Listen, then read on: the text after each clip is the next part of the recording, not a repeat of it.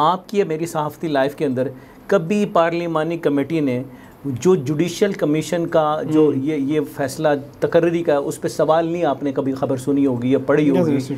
बहुत से फैसले आपके नेशनल फ्यूचर के ऊपर जाके इम्पेक्ट करते हैं। जब वही आपका तरीक़ाकार शफाफ नहीं होगा तो वो कैसे होगा। ये मोतिशन सारी गेम है आसाब की,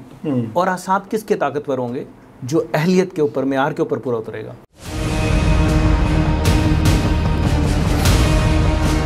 बिस्मिल्लाहिर्रहमानिर्रहीम। नाज़रीन अस्सलाम वालेकुम, मैं हूं मोहसिन तरीन और आप देख रहे हैं प्रोग्राम का बदलेगा पाकिस्तान। नाज़रीन का मुल्क की प्रोग्रेस अगर आपने जज करनी हो तो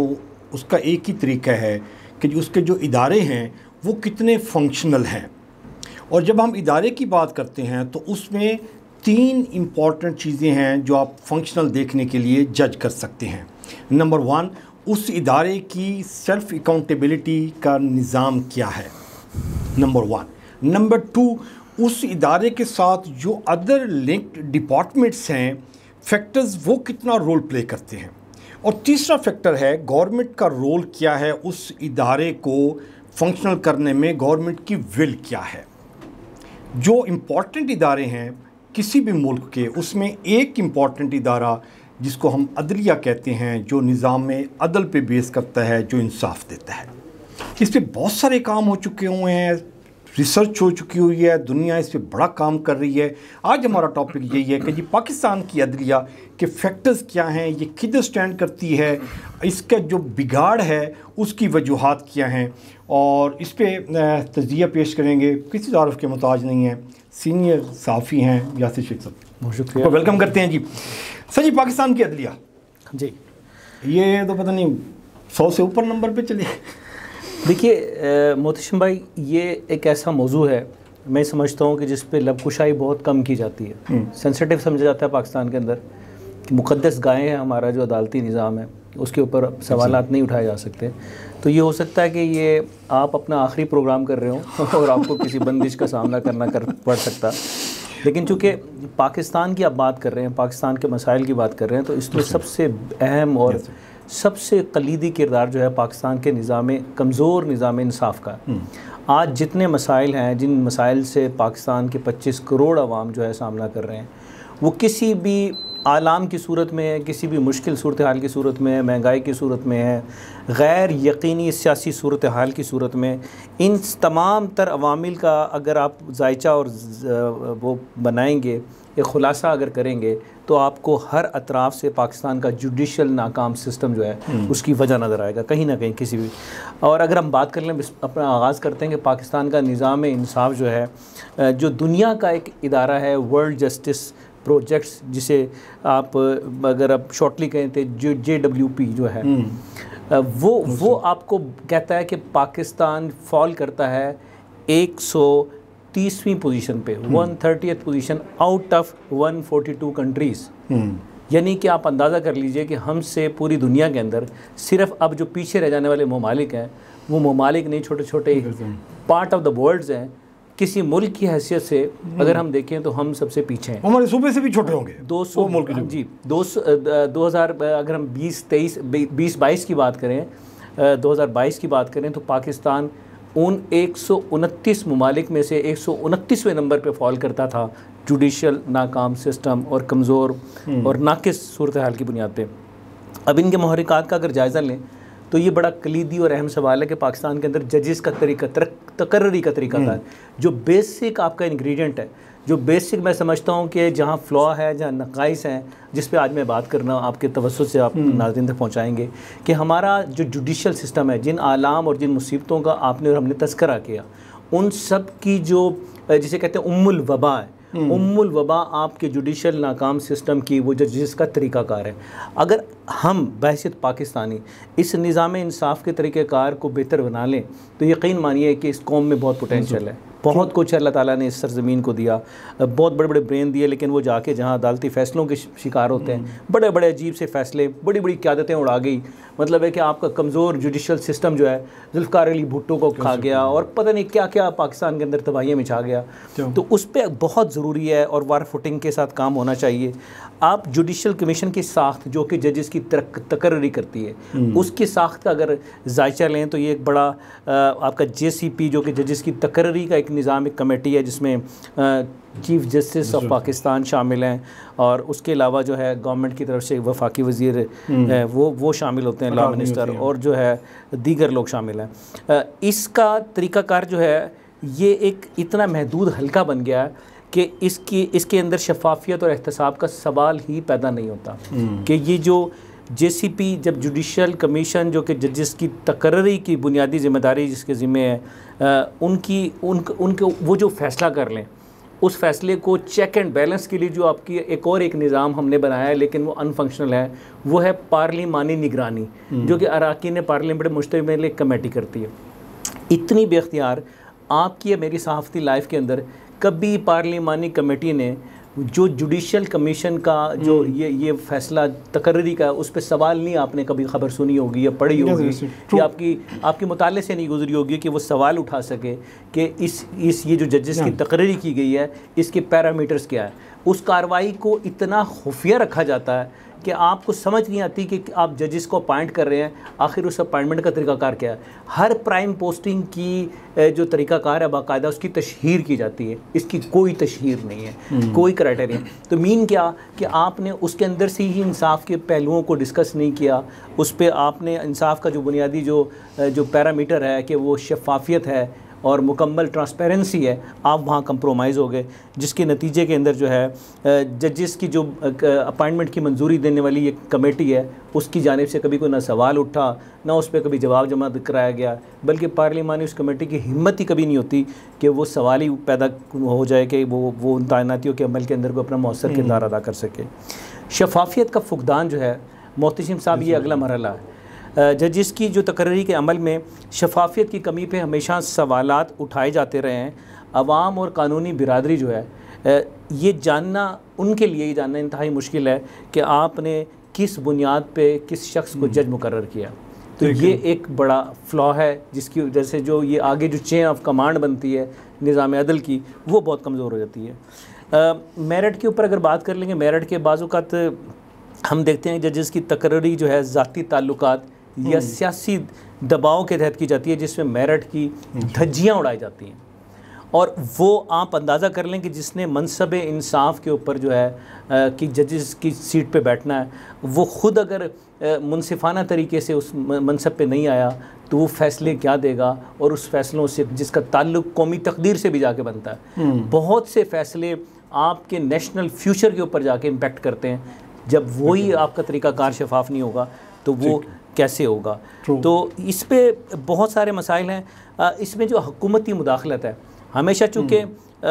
ये कमेटी जैसे कि सियासी नुमाइंदों पे भी मुश्तमिल है, जो पार्लिमानी कमेटी है जिसे चेक एंड बैलेंस मैं कह रहा हूँ कि करना चाहिए लेकिन वो कर नहीं रही, वो पोलिटिसाइज़ है। इसलिए अक्सर जो है इस मामले के ऊपर हुकूमत और वो जो कमीशन है वो बाहम जो है एक राय बना के करता है, जिसमें अगेन फिर मेरिट का फुकदान है। अब आपका बड़ा इंपॉर्टेंट है कि फ़ैसला साजी का गैर मियारी अमल, ये भी अगला एक स्टेप है। आप इस बात को अंडरस्टैंड कीजिए कि जब आपने जजेस की तकर्री पे ही कंप्रोमाइज़ शुरू कर दिया तो फ़ैसला साजी का जो अमल है वो इम्पेक्ट करेगा, वो गैर मियारी हो जाएगा। उसमें अगर उसके मंदरजात के ऊपर हम बात करें तो कोई वाज़ेह और मुस्तनद मेयार आपके यहाँ नहीं मिलता। यानी कि मैं एक तालिब इल्म की हैसियत से मैं जजेस की अपॉइंटमेंट को मैं अगर पढ़ना चाहूँ कि वो कैसे होती है तो यकीन मानिए कि मैं मेरे पास कोई ऐसा कंटेंट मौजूद नहीं है जो मेरे इस सवाल की तिश्नगी को जो है वो दूर कर सके या मेरी इस प्यास को बुझा सके कि आखिर हमारे यहाँ जो है किस बुनियाद के ऊपर जो है तैनाती की जा रही है। और जो एक और सीनियरिटी और अहलियत की कशमकश है ये बड़ा एक इम्पैक्ट कर रही है। यानी कि आप इससे मिसाल ले लें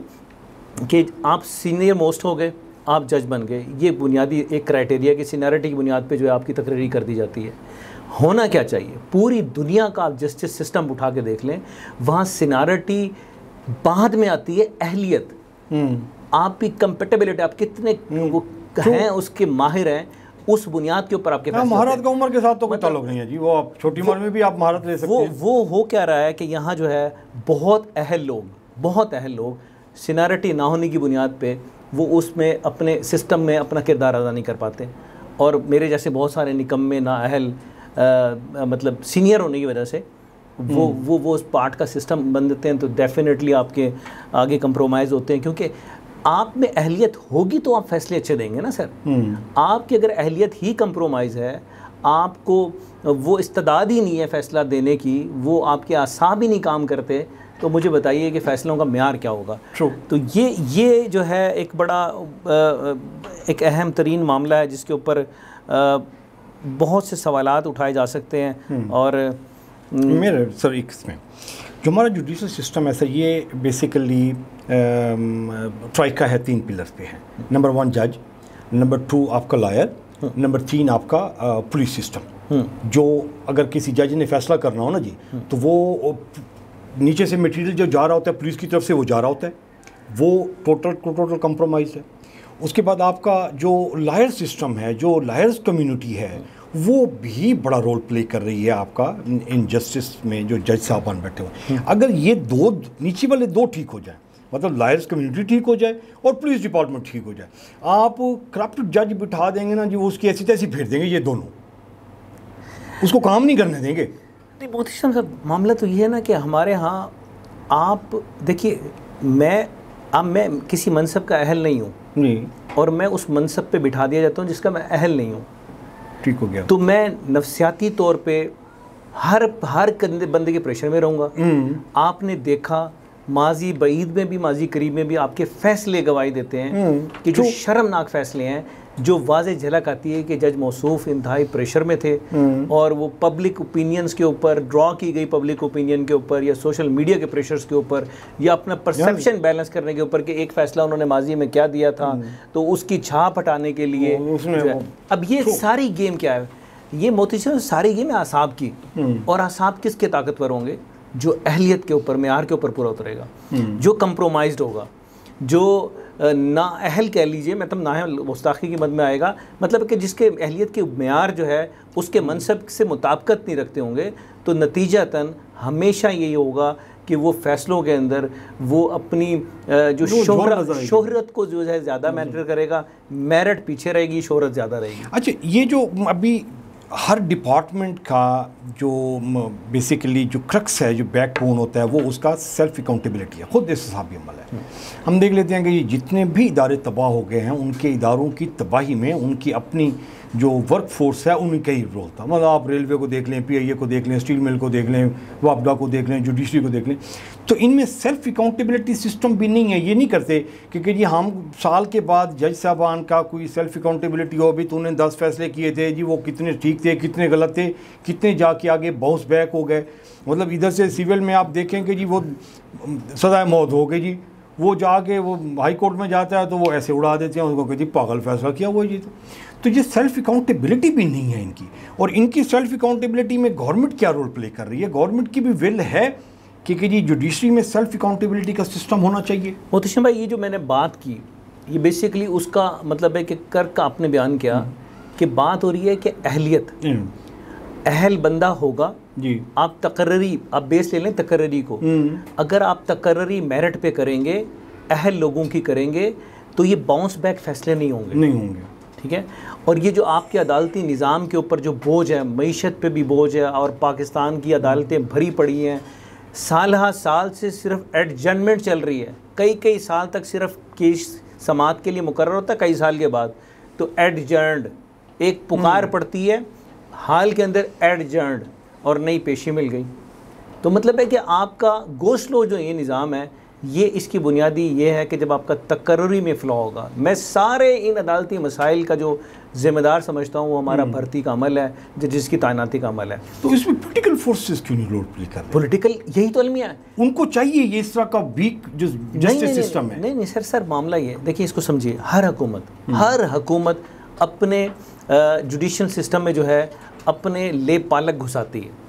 ये इससे कोई चाहती है कि अपनी मर्जी के फैसले, वो जो नर्सरी पैदा करती है, जिसे पता होता है, मिसाल के तौर पे मुझे अगर कोई पॉलिटिकल पार्टी जज लगा दे तो यकीन मानिए शर्म, गैरत और हमियत का तकाजा है कि मैं उनके ख़िलाफ़ फ़ैसले नहीं दूंगा,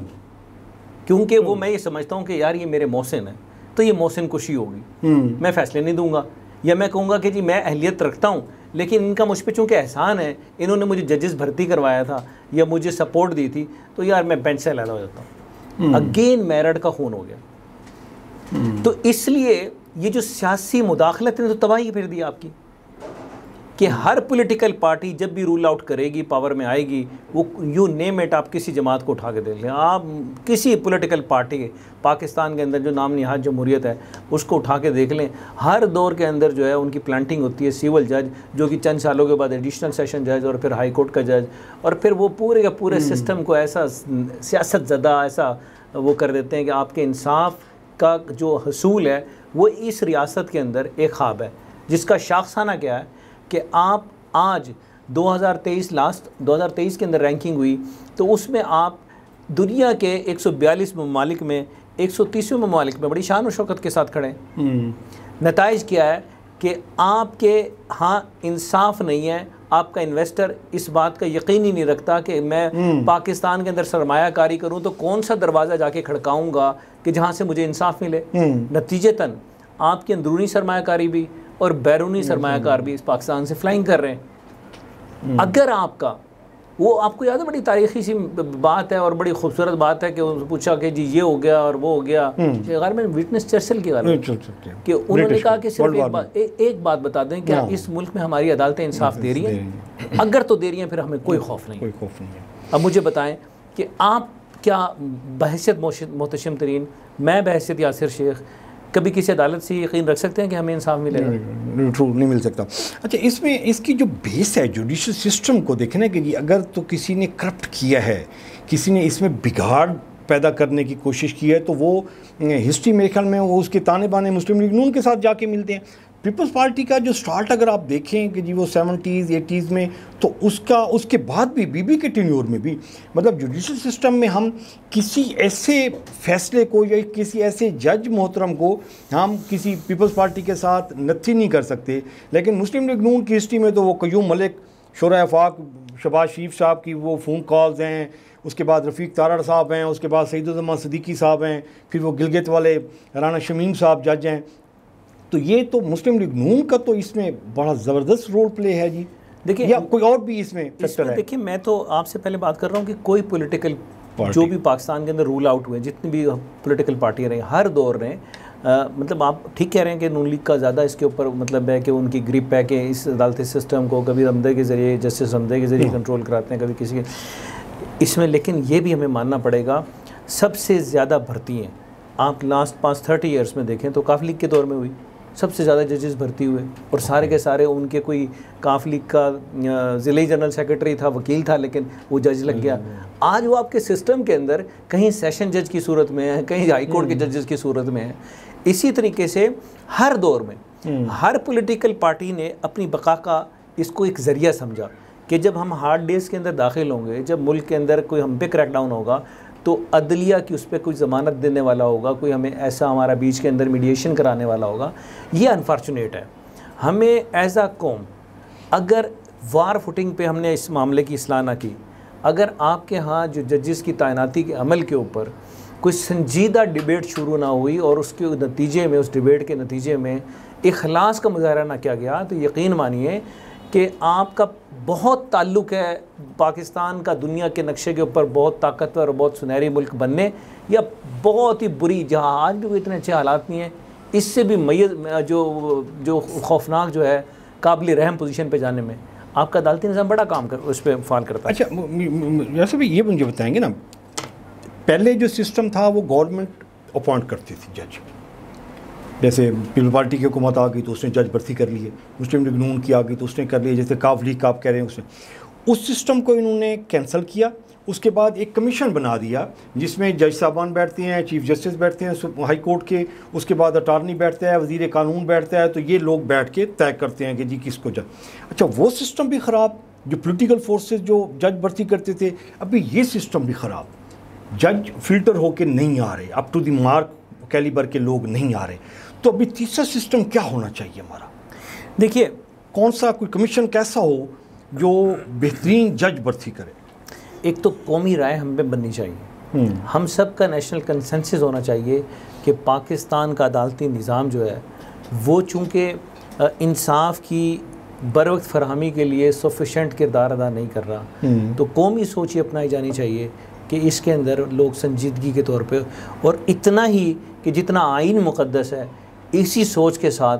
कि आप अदलिया के निज़ाम में बेहतरी लाएं, कोई ऐसी तरामीम करें जो कोई भी पॉलिटिकल इंटरवेंशन के बगैर हो, उसमें जजेस भी वो इतने आज़ाद ना हो, चीफ जस्टिस ऑफ पाकिस्तान के पास भी इतना कोई निज़ाम ना हो कि मुग़लिया सल्तनत का निज़ाम ना उनके पास इख्तियार हो कि जिसको चाहूँगा जज लगा दूँगा और जिसको चाहूँगा फाइल लगा दूँगा। एक ऐसा शफाफियत, ट्रांसपेरेंसी के नज़र आए, एक ले मैन को जो यासिर शेख शहर मुल्तान के अंदर रहता है, गलियों में फिरता है, उसको पता हो कि यार ये जो जजेस हैं ये पैरामीटर्स हैं, मैं फ़ैसला कर सकूं कि मोहतशिम तरीन साहब को जज बनाया गया, तो एक ले मैन के ऐसे से यासिर को पता हो कि यार ये मेरिट पे है और सिर्फ पे सवाल नहीं उठ सकता। जब आप मेरिट पे जजेस की तैनाती के अमल को शुरू करने वाले हो जाएंगे, एक आम आदमी की इस्तिदाद कार के अंदर उसकी आम जहन को छू देने वाली सलाहियतों के साथ आपका वो निज़ाम तकर्री का बग़ैर व आदात के घोरक धंधे से निकल के इतना वाज़ेह और साफ़ हो जाएगा, तो यकीनी तौर पे बहुत से अच्छे फ़ैसले जो है वो रोज़ की बुनियाद के ऊपर इस तकदीर का, इस कौम की झोली में गिरेंगे, जिससे यकीनी तौर पे आपके अंदर जो अदम एतमाद की कैफियत है, जैसे हम अब बात कर रहे हैं कि मैं किसी अदालत के ऊपर जाऊँ तो मुझे यकीन नहीं कि इंसाफ मिलेगा, ठीक है, तो वो एक बड़ा इंपॉर्टेंट है। एक और क्वेश्चन भी है, जैसे पूरी दुनिया में एक मॉडल बना हुआ है कि जी जहाँ पे भी जिस डिपार्टमेंट में भी करप्शन है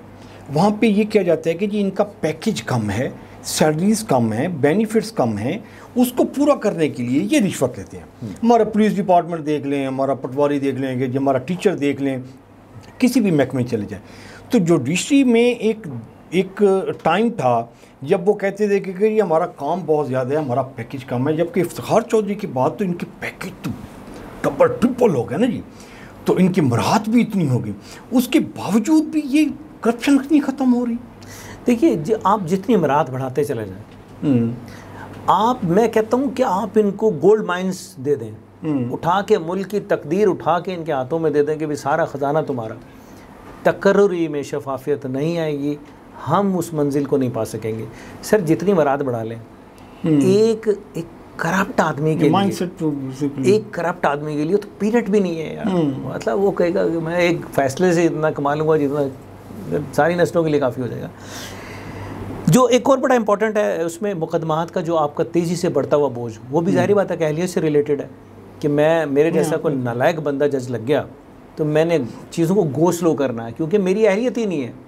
मेरे अंदर वो कैपेबिलिटी नहीं है कि मैं जल्दी कोई फैसले करूँ और अपनी इखलास की बुनियाद के ऊपर फैसले देता चला जाऊँ। फिर मैं क्या करता हूँ, एडजर्न केस, एडजर्न पेशी, ठक 6 महीने। रीडर साहब वो फाइल में वो माल में ला रहे हैं, मतलब रीडर साहब का यार हैरान हूँ, बहुत सी जगह अदालतों में जाने के इत्तफाक रिपोर्टिंग को लेके या मामलात को लेके हुआ, जज साहब से रीडर जो है हार्डली जो है कोई 2.5 फुट की दूरी पे भी नहीं बैठा। आपकी आई सेंस कम से कम 8 फुट सेंस करती है कि अगर आप सीधे देख रहे हैं तो 8 फुट राइट एंड लेफ्ट जो है आपकी इंसानी आँख देख सकती है। वो 2.5 फुट की दूरी पे बैठा है और पैसे ले रहा है, जज साहब को नजर ही नहीं आ रहा। यानी कि आप ये देखिए कि किस तरीके का खिलवाड़ है, और ये कॉमन है, ये तो इसकी आई विटनेस पाकिस्तान के 25 करोड़ में से हर वो बंदा होगा जो अदालत के चक्कर लगाता है। शदीद इस्लाहात की ज़रूरत है, अगर इस्लाहात ना हुई तो यकीन मानिए जो आपके अंदर जो बेयकीनी का आलम है कि आपके अदालती सिस्टम पे यकीन ना हो, लोगों को इंसाफ मिलने की तवक्को ना हो, लोग फिर भी देखते हो इतना महंगा आपका निज़ाम अदल है कि आपको एक बड़ा भारी भरकम वकील चाहिए, लाखों बल्कि करोड़ों की भी फ़ीस लेते हैं कि वो आपने एक जज साहब को अपना मुकदमा पेश करना है। दुनिया के अंदर इतनी महंगी जस्टिस कहीं नहीं है, कहीं नहीं है इंसाफ महंगा जो पाकिस्तान के अंदर है। आप यकीन मानिए कि लोगों के ज़ाती एप्लीकेशंस के ऊपर आप स्टडी करें दुनिया का निज़ाम अदल जो है कि आप वकील नहीं रख सकते, ज़रूरत नहीं है, आप सिंपली आएँ और अपना मुकदमा पेश करके चले जाएँ यहाँ। अच्छा, जो दूसरा इसमें इस पर जजेस साहबान के इफ्तिखार चौधरी साहब से पहले वाले जितने भी जजेस गुजरे हैं, कभी इतनी बात नहीं होती थी किसी जज साहब। उसके बाद ये इतना पोलिटिसाइज हुआ है कि जी एक एक जज का नाम लोगों की ज़बान पे है और उनको पता है कि ये कैसे फैसले कर रहा है, इसकी प्रॉपर्टी किधर है और क्या क्या इसके धंधे हैं सारे, कौन कहाँ से फैसले करने के बाद कहाँ सेटल हो गया हुआ है, इंग्लैंड चला गया हुआ है, वो अबुल हसनात किधर बैठा हुआ है, नेशनैलिटी ले ली हुई है, कौन किधर बैठा हुआ है, ये सारे के सारे लोगों को पता है। तो ये जज साहबान खुद भी कोई अपने लिए पैरामीटर नहीं करते कि ये हम किधर मरेंगे। देखिए ना, इस सिस्टम के अंदर जब मेजॉरिटी पोलिटिसाइज जजों की आ जाए, इस सिस्टम के अंदर एक नुमाया तादाद में जो है वो लोग जो कि पॉलिटिकली मोटिवेटेड हों और सियासी आशीर्वादों के हामिल हों या सियासी नवाजिशात के नतीजे में बने हों या मतलब इदारों के कहने पे फैसले इंसाफ के ख़िलाफ़ दे के बैठे होंगे, तो वो इस्लाहात कैसे होने देंगे? वो इस्लाहात का अमल इनके अंदर से शुरू नहीं हो सकेगा। अच्छा, फ़र्ज़ करें, मैं मिसाल के तौर पे कहता हूँ कि हमारे जो चीफ़ जस्टिस ऑफ पाकिस्तान जो मौजूद हैं काजी फ़ाइज़ ईसा साहब, उनके अंदर एक विल है, शानदार किस्म की विल है, लेकिन वो क्या करें, जब बेंच के अंदर जब आप बैठते हैं, अददी तादाद देखते हैं, तो आप फैसले कहाँ से देंगे? जब बेंच कई हमने देखा ना कि अब तो मतलब है कि वहाँ भी गदर मचा हुआ कि 6-7 के उससे हो रहे हैं, 11-5 की उससे हो रहे हैं, उनमें मेजॉरिटी जो फैसले हैं उनका इदराक जो है वो एक आम आदमी को हो सकता है, बड़ा आसानी से कर सकते हैं कि लोग एज्यूम कर लेते हैं कि क्या फ़ैसला होगा, कि फ़लाँ जज है तो फ़ैसला क्या होने वाला है। ये देखिए ना, हमारे यहाँ इससे बड़ा सूरत हाल जो है, खौफनाक सूरत हाल, कि इधर बेंच तश्कील पाते हैं, उधर पब्लिक परसेप्शन जो है वो बिल्ड हो जाता है कि फ़ैसला क्या आने वाला है, कि जी वो तो उसका प्रो है, वो इसका प्रो है।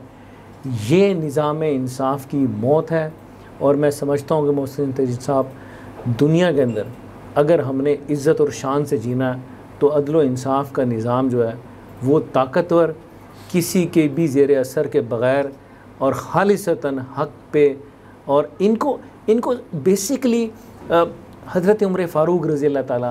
उनके फ़ैसलों और इस्लाम की जो इतनी शान और शौकत है, नबी पाक सल्लल्लाहु अलैहि वसल्लम के फ़ैसलों को, और जो हमारी इस्लामी इतनी बड़ी रिवायत है दरख्शां, जिसके अमीन बन के आप वारिस हैं उनके,